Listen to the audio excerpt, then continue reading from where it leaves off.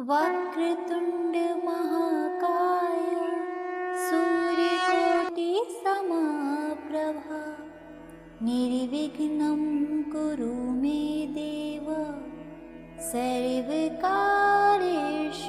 सर्वदा। आपका अपने चैनल आंजनी में स्वागत है। आज मैं आपको संकष्टी चतुर्थी की कथा सुनाने जा रही हूँ। यदि आपको ये कथा अच्छी लगती है तो कमेंट बॉक्स में गणपति महाराज की जय अवश्य लिखें और अपने चैनल आंजनेय को सब्सक्राइब करना ना भूलें और मेरे साथ वीडियो के अंत तक ज़रूर बने रहें ताकि आप इस व्रत की संपूर्ण जानकारी प्राप्त। सनातन धर्म में कोई भी शुभ कार्य आरंभ करने से पूर्व गणेश जी का स्मरण किया जाता है। सबसे पहले गणपति पूजन होता है।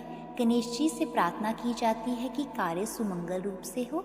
ऐसे अनेकों पर्व भी हैं जो केवल गणपति जी की को ही समर्पित है।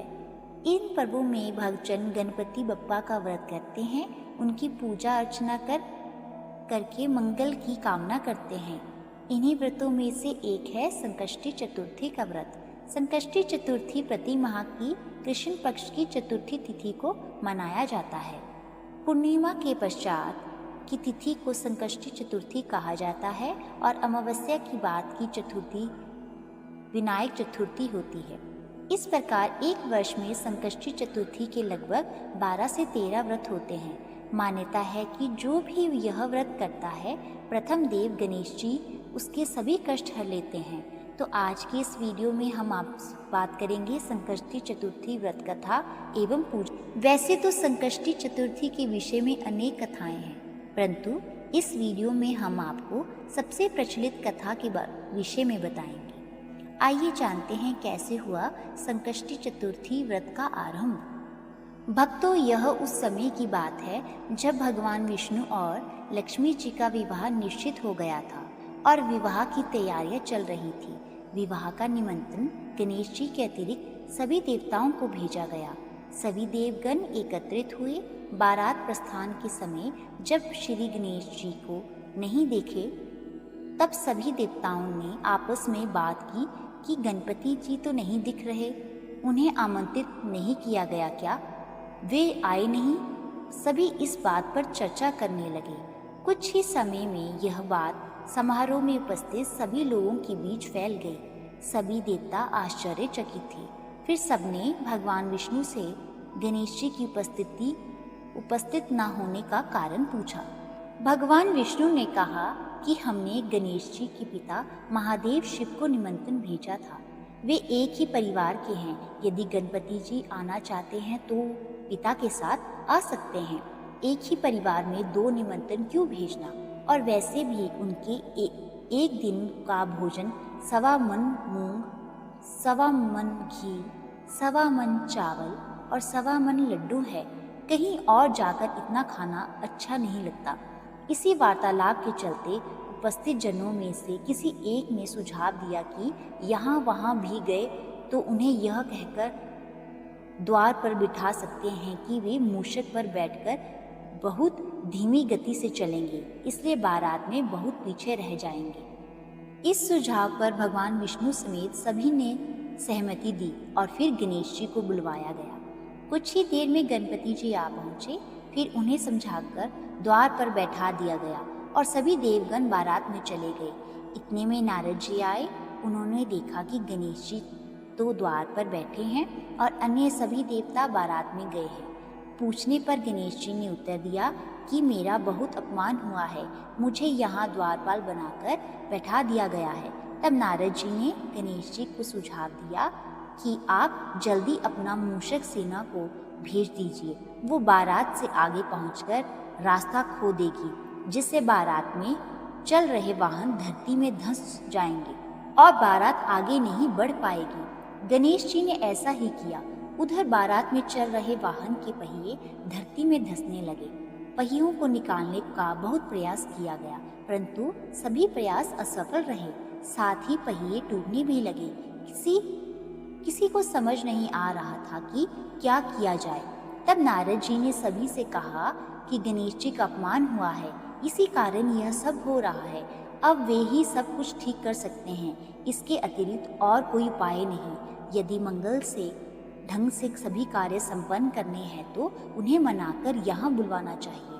तब शिवजी ने नंदी को गणपति को बुलाने के लिए भेजा। जब नंदी गणेश जी को लेकर आए तब उनका सम्मान पूर्वक पूजन किया गया। इसके पश्चात वाहनों के पहिए धरती में से निकल आए। परंतु अब एक और समस्या थी कि जो पहिए टूट गए थे वो कैसे ठीक होंगे। वहाँ पास ही खेत में एक मजदूर काम कर रहा था। उसे बुलाकर पूछा गया, क्या वो पहिए सुधार सकता है? उसने कहा, हाँ, वह यह काम भी करता है। तब गणेश जी का नाम लेकर अपना कार्य आरंभ किया। पहिया ठीक करने के पश्चात उसने सभी से कहा, आप सब ने सर्वप्रथम गणपति जी का पूजन नहीं किया होगा, इसी कारण यह समस्या आई। इस जगत में तो सभी गणपति का नाम लेकर ही कार्य आरंभ करते हैं, तो आप तो फिर भी देवता हैं, आप उन्हें कैसे भूल गए? अब आप सभी लोग गणेश जी की जय बोलकर आगे बढ़ जाइए, कोई समस्या नहीं आएगी। गणेश जी विघ्नहर्ता हैं, वे सभी की समस्या को हल लेते हैं। और गणेश जी की जय बोलकर बारात वहाँ से आगे बढ़ी। विष्णु और माँ लक्ष्मी का विवाह संपन्न हुआ और सभी प्रसन्नतापूर्वक घर लौटे और भक्तों तभी से संकष्टी चतुर्थी मनाई जाने लगी। इस दिन बहुत से लोग व्रत करते हैं। तो आइए जानते हैं 2023 में वक्रतुंड संकष्टी चतुर्थी कब है और चंद्रोदय का समय क्या है। 1 नवंबर 2023 को संकष्टी चतुर्थी है और चंद्रोदय का समय रात्रि 8:08 पर रहने वाला है।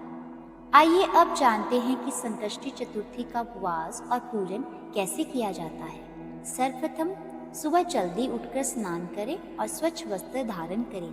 गणेश जी की प्रतिमा को स्नान कराएं। यदि आपके पास प्रतिमा नहीं है अपितु चित्र है तो उसे स्वच्छ वस्त्र से पोंछ लें। अब गणपति जी की प्रतिमा को फूलों से सजा लें। पूजा में मोदक, गुड़, तिल, पुष्प, तांबे के कलश में जल, धूप, चंदन, प्रसाद के लिए फल, नारियल आदि रखें। आप गणेश जी को तिलक लगाकर मिष्ठान और फल एवं पुष्प अर्पित करें। संध्या में यदि संभव हो सके तो फिर से स्नान करके भोजन बनाकर गणपति जी को अर्पित करें और संकष्टी व्रत कथा का पाठ करें। पाठ करके गणपति जी की प्रार्थना करें कि आप कोई भी कार्य आरंभ करने से पहले उन्हें अवश्य स्मरण करें और वे आपकी सभी विघ्नों को हर लेंगे।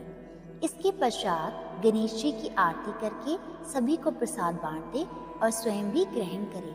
और भक्तों, इस प्रकार आपका संकष्टी चतुर्थी का व्रत पूर्ण होगा। इसी के साथ हम आपसे विदा लेंगे। मिलते हैं अगली वीडियो में। धन्यवाद। बोले जय गणपति महाराज की जय हो।